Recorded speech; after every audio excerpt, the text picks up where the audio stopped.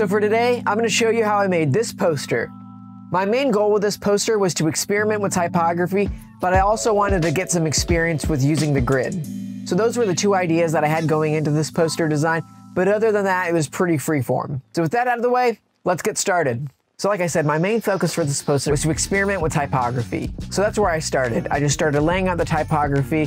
I had already picked the phrase I for an I, so I already knew kind of what I wanted to do, and it was really just finding out how I wanted to lay everything out. One of the things that I really liked about how I laid out the type is how the A kind of sticks out above some of the other letters, and it fits perfectly in a space right after the first I. Also, the way I laid out the type has a nice rhythm to it.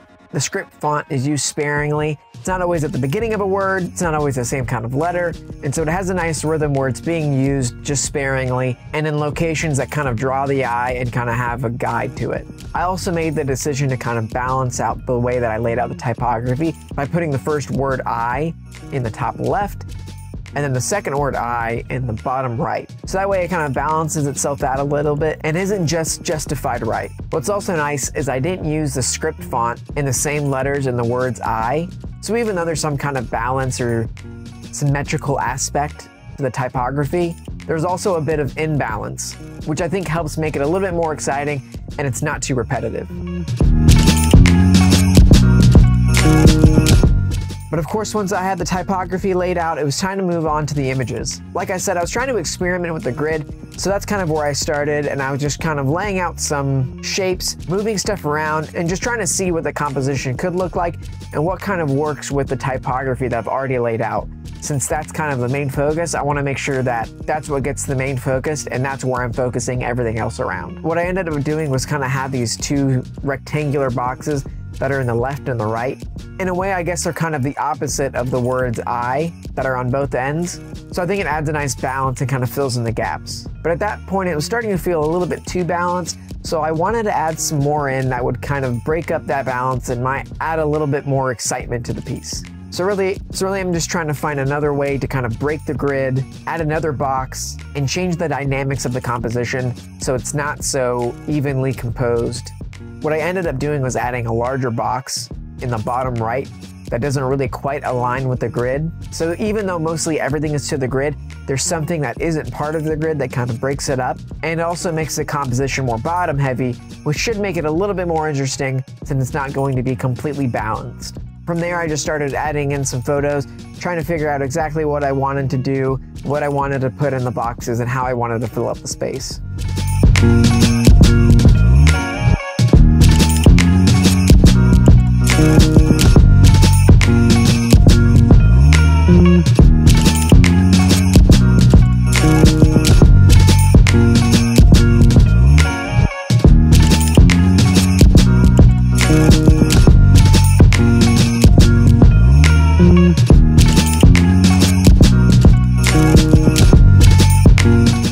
After I had the photos selected and put where I wanted to move on to some of the more detailed parts of the poster, like some of the little small typography that you might see. Really, I was just trying to activate some of the negative space so it wasn't too empty, but I also didn't want to make it too busy, so I was trying to find the right balance between activating a space and having it just be completely negative and blank.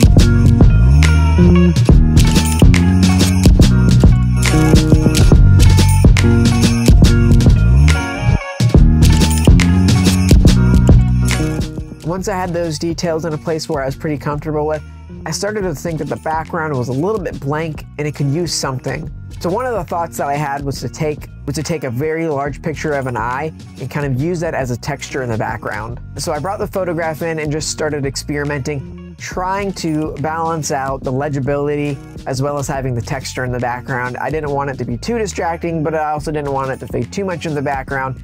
to where it wasn't really doing anything. One of the cool things about this idea, not only does it thematically work for the poster, but also since it's an eye and the pupil is black, it kind of adds a focal point that goes right to the center of the poster where the typography is.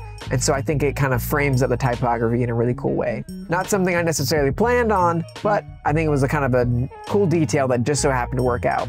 After that, I started adding in some textures, some noise, just to give it a little bit more realism and make it feel like you're looking at something that's real and not something digital, just to make it feel more tangible. But one of the very last things that I did was I added a barcode on the top left. I feel like since there was so much weight at the bottom of the poster, I needed something to kind of draw your eye up towards the top of the poster to add just a little bit of balance there. So what I did is I added a small barcode at the top, and then I colored it in orange. So that way it draws your eye just enough, but not enough to where it's distracting and it's drawing all the attention up to that top right.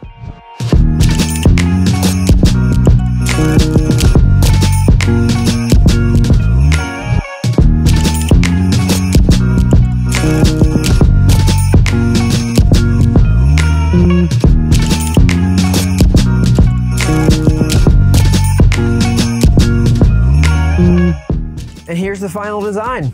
This poster was definitely a lot of fun to make. Like I said, I was really just trying to experiment with typography as well as gain a little bit more experience using the grid, and I definitely think I accomplished both of those things. I feel like my execution with the typography was better than the execution with the grid. I think this was a good productive experiment, and I'm happy with how it came out. But I want to know what you guys think. Did I do good? Did I do bad? Could I have done better? Something I should have done differently? Let me know in the comments. But if you found this video helpful or entertaining in any way, I'd appreciate it if you would check out the rest of my channel and then consider subscribing. I hope to see you in the next video.